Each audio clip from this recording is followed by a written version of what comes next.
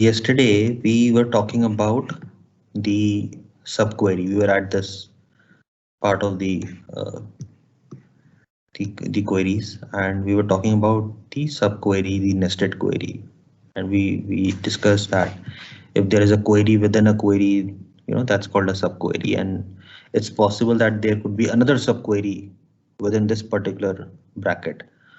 That's called a nested query.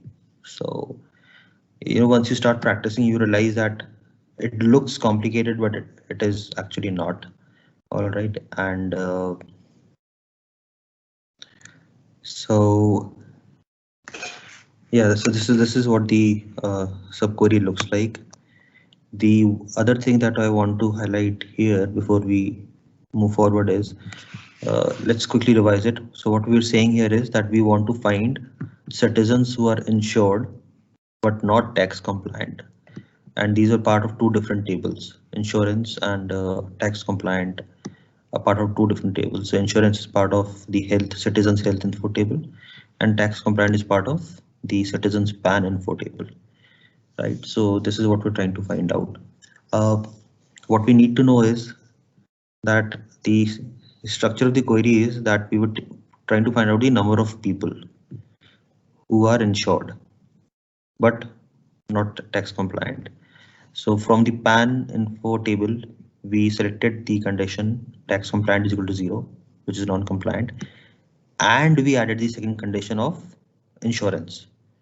And we did that by, uh, so it's, if you have worked on Excel, then it's sort of a VLOOKUP. So we are trying to check if the citizen ID in the citizen PAN info table is also present in the citizen health info table. So we are checking if this CPI.citizen ID, CPI is the alias, is present in health info, and we are using the in operator, right? And since we're comparing citizen ID, it is important that the subquery also gives out the citizen ID. And that is why the select statement, which is the statement which displays the result, is shown as select citizen ID. So let's say if I had, we were discussing yesterday, right, that we can even select all the rows and we can do it by select star. So if we do this and then run it, this gives a error here, error code, and it in fact clearly mentions the error as well. Operand should contain one column. So here it would generate multiple columns, but what we're saying is, but we want to compare the citizen ID, right? So it's like comparing one value against multiple values. So obviously this query will give error. So we need to ensure that these two parts are in sync. So I will again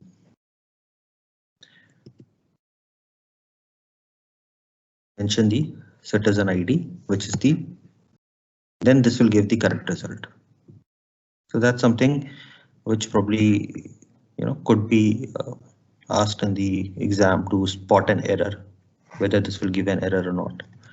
Okay. Now let's move to another query, which is called correlated subquery. So the first one was nested. This one is correlated. Again, I would say just take a bit of understanding of this. It sounds complicated, looks complicated. To me, it is also complicated. It is actually complicated. So it's only for this session I tried to, Google and try to create a subquery, but otherwise I would never try to write this thing. So uh, so the difference, let's talk about the difference between the correlated subquery and the nested subquery first. So in this part, in this subquery, what we are seeing is that the output of the subquery is generated, and then it is used for the main query, correct? Again, I'm not looking at the chat, so, and please feel free to unmute yourself from top. So here we are using this statement to generate the output of citizen ID, and then the main query is being used. That's what the logic is for the subquery, nested subquery. In the correlated subquery, the processing is done on a row by row basis. Okay, I've also mentioned it here when I share this thing with you, then you will, it'll be easy for you to remember. So what is happening here is we want to find citizens who have PAN card but no insurance. So again, these are in two different tables. So first, look at this thing. It's saying that they're selecting the citizen ID from the PAN info table. So we want the PAN card citizens, but without insurance. Okay, so this is all the citizens with PAN card. Now look at this query. We are looking for the where the insurance was taken. Okay, and from this table, health info table. But we are also checking with this condition says where citizen ID is equal to cp.citizen ID. So citizen ID is, so this citizen ID belongs to citizens health info, and this should be equal to cp.citizen. So cp is the alias for this query. So what is happening here is that this internal query is dependent on the outer query. Okay, and so that is a tricky part. So what happens is that this every citizen ID of this main query is being checked with this particular query. So every citizen ID within PAN info is cross-checked with health info table. Okay, and that is, so let's understand only this much, and that is how the comparison is being done, and it is being done for each row. And this is what is why it's called the correlated subquery. So that because these two are correlated in generating the output. It's not that everything gets the output gets generated in one go. So it's row by row, and that is why this query could also be slower to process. Okay, but there could be situations where we do not have an option but to write a correlated subquery like this. So when we advance in other modules, you will also come across a suggestion that please try avoiding writing the correlated subqueries, and the reason is the row by row operations, which makes the entire query slower. And usually it's possible that we may have an alternate to this way of writing, which we can discuss further. Okay. I would also want to discuss about the not exist, which is being mentioned here. So what is happening here is, let me again try to explain this to you.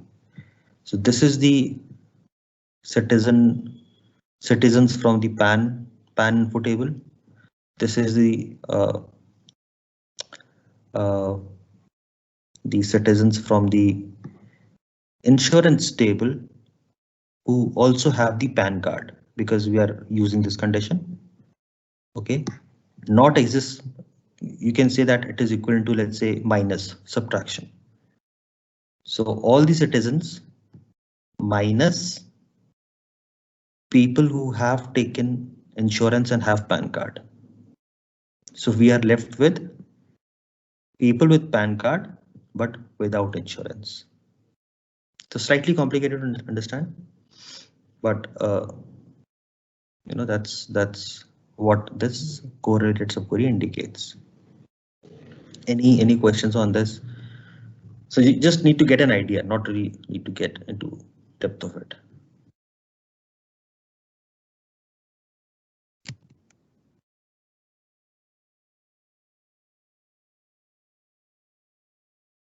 Should I move ahead?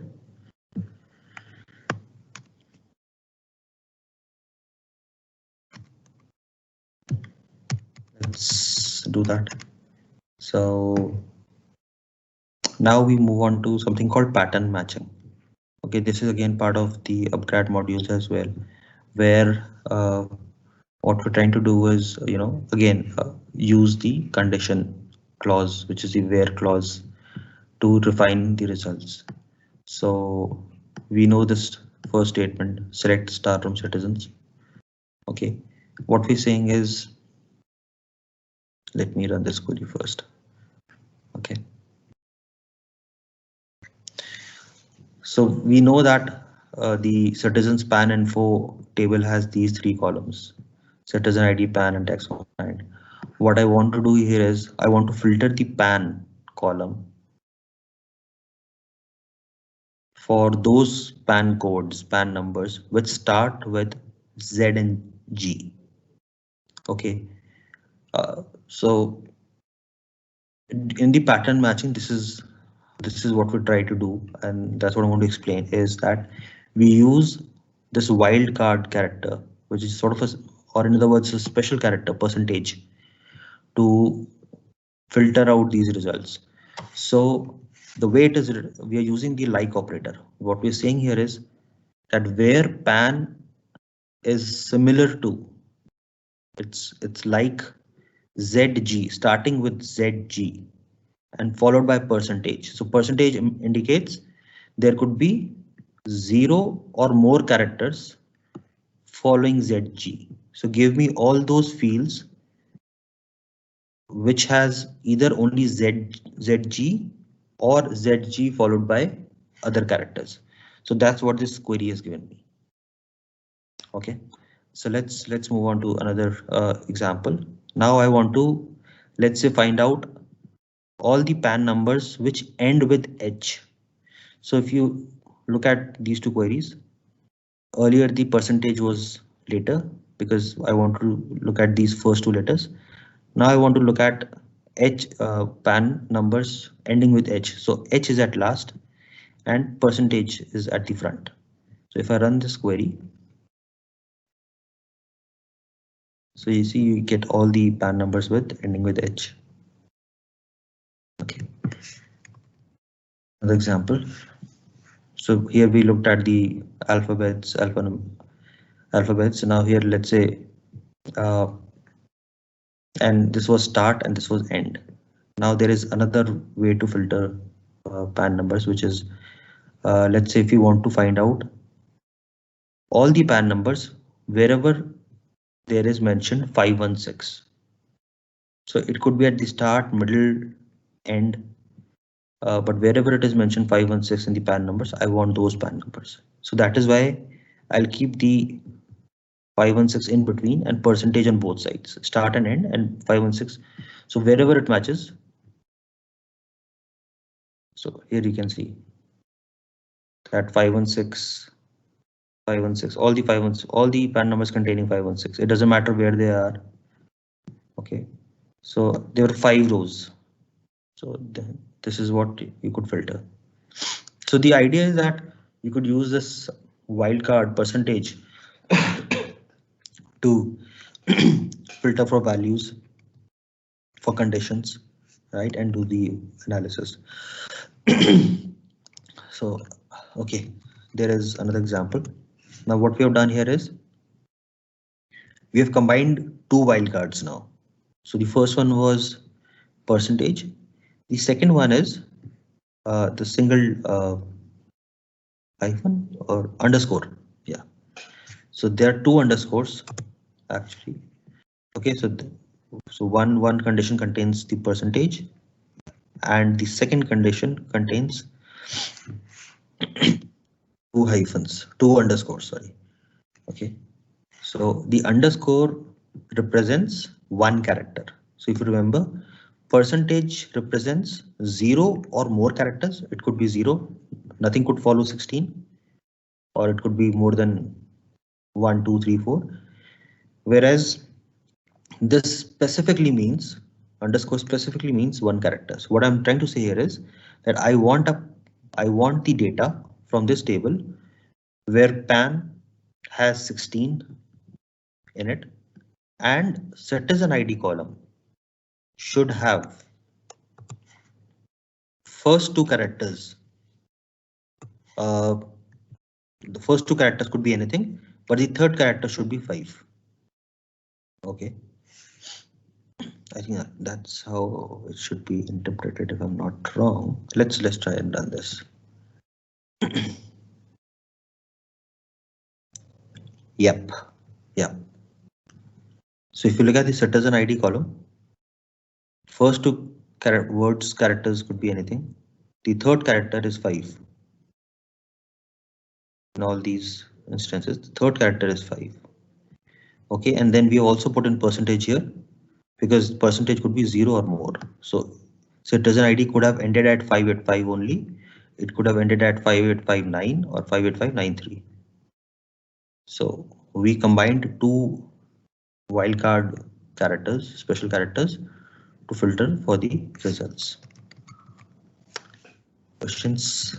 Is there any questions?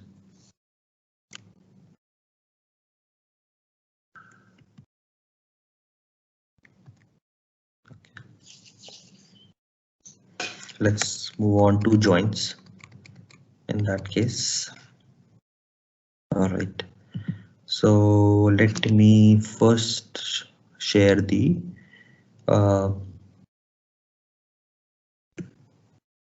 Excel sheet. I think most of you would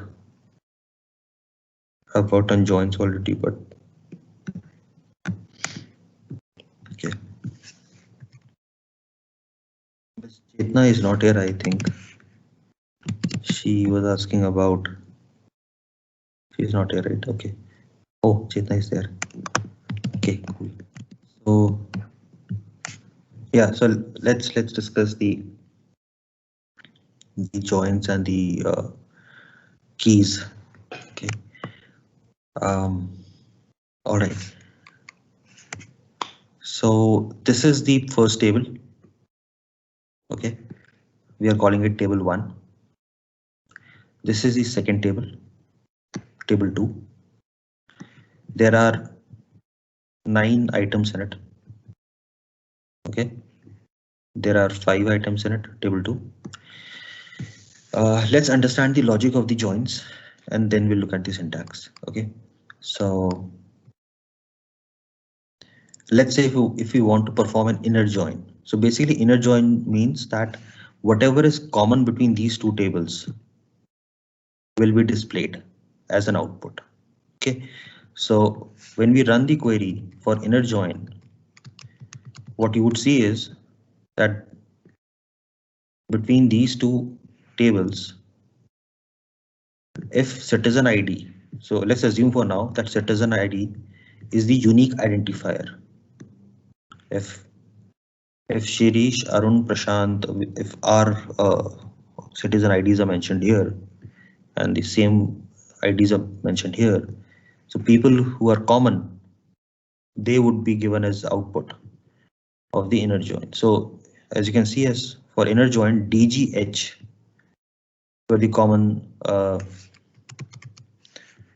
citizen IDs, and that's what's been displayed here. So as a result of it, all the columns, citizen name, Aadhaar, everything has been displayed from table 1, and this is table 2. Okay, so inner join is displaying the citizen ID twice. That's how it works. So it's the same column, but it repeats it twice as part of inner join, but only for the common column. Okay. Now there is another join. It's called natural join. Okay. So natural join and inner join are almost same. The only difference is that as part of the output, if there is a common column between two tables, if there is a common column, that's the important part. Then using that common column, which is the citizen ID, it again gives the common citizens names, but this column does not get repeated. Okay, so that's the only difference. So, but it would work only if the two tables have a common primary key or common unique identifier. All right, so this is called a natural join. Okay. Before we go further, let me also tell you that we could discuss few joins here and there are others as well. But from what I understand from reading various material is that when we are building queries, usually we would require only inner join and left join. Okay, so we can discuss that why. So basically every right join can also be seen as a left join. So we'll look at the context, we'll look at how it works. But then inner join and left join are the two main. Okay. Now let's look at left join. So what left join means is that there are two tables. So table on the left and the data on the table on the left would be preserved, would be kept as it is, and the table on the right would be added to this table. Okay, so let's look at the data. So let's say if our syntax says this, if our syntax mentions, so we look at the complete syntax, this is only just part of it. If our syntax says left join table 1, if you are keeping the table 1 on the left side, okay, so what would happen is all these 9 rows, same as we had 9 rows earlier as well. So everything gets copied. Table 1 gets copied here. Okay, no changes here. And then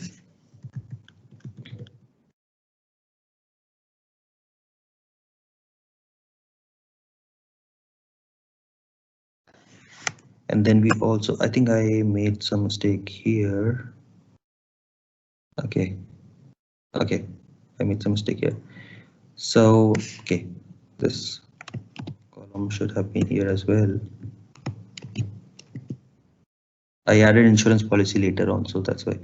So this is the table on the left, and then from the right, this entire table is also getting appended, but wherever there are no values, the corresponding values are not there. So let's say the citizen ID D was common, right, in both the tables. So that's been populated as it is, but citizen ID A was not here in this table. So it will get populated as null. Okay, so even this would be null. Null would mean that it's blank. Okay, so wherever it is null, it means that these citizen IDs were not present here. Rest of it gets populated the same way. Okay, so we'll look at the queries as well. Any questions on this before we go further?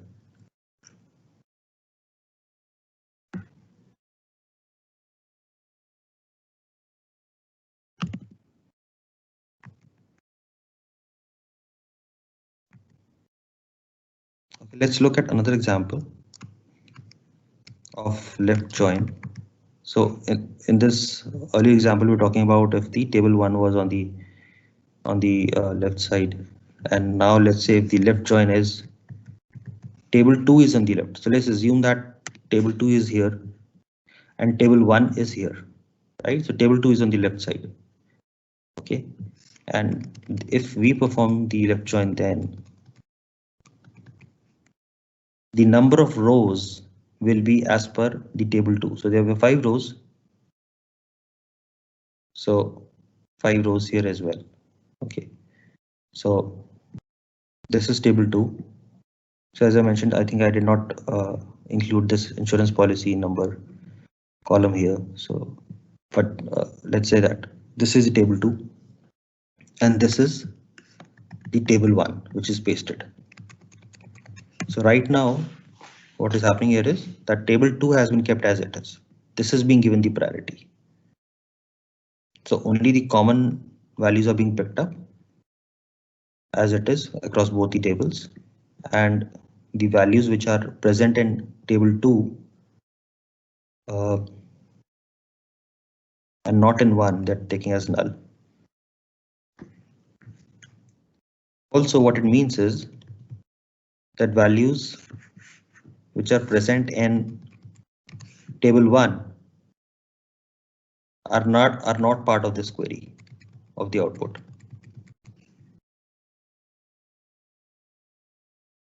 Table 2 has been given the priority. I think it's slightly confusing. Let me try to run the queries and then probably we'll understand.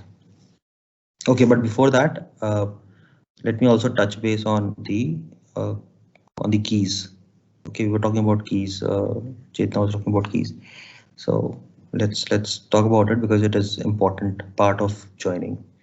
Okay, so let's first look at the concept called candidate key.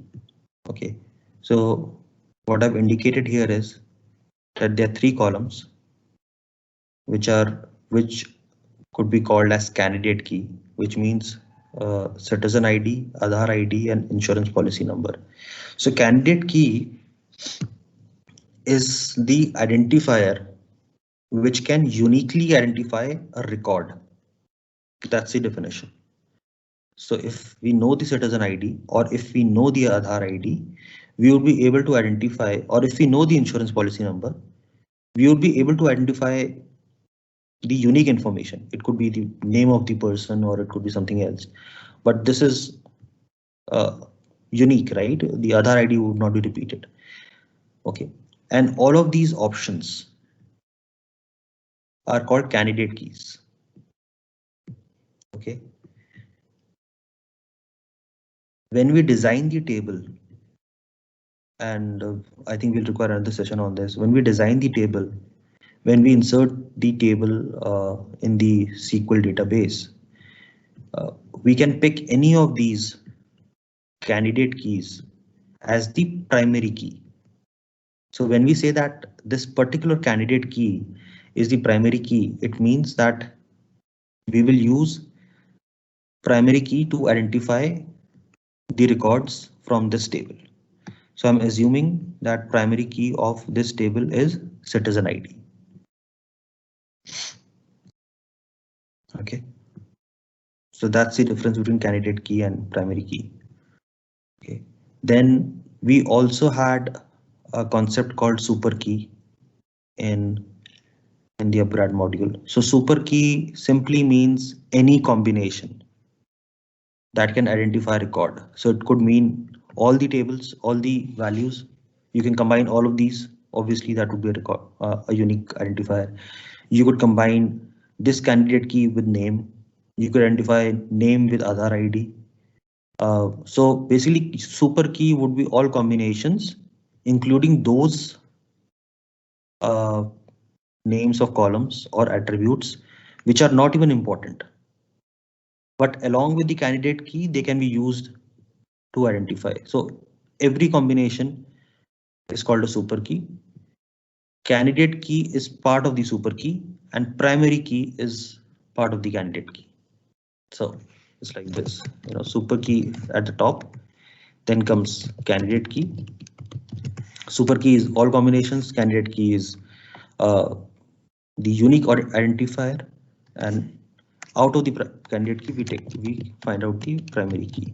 We can select it. Okay. And then there was another term called composite key, which simply means that you are using two values to create a new key. So let's say if let's say there is Prashant Rathuri and enrolled in upgrad, right? It's possible that there is another Prashant Rathuri enrolled. It's not possible. There is only one Prashant Rathuri, I'm very sure, but Rathuri is typical name, so I'm very sure about that. But let's say there is another Prashant Rathuri. Okay, and this is however the course name is MSc and this one is, let's say, in PhD. So if I combine both these in Excel, that's how we do it, right? Concatenate Kia, and then so this is a new key. So now we can identify, whether this person has paid the fees or not, or how he's progressing. So this could be a composite key. Okay. Now let's try to look at the queries.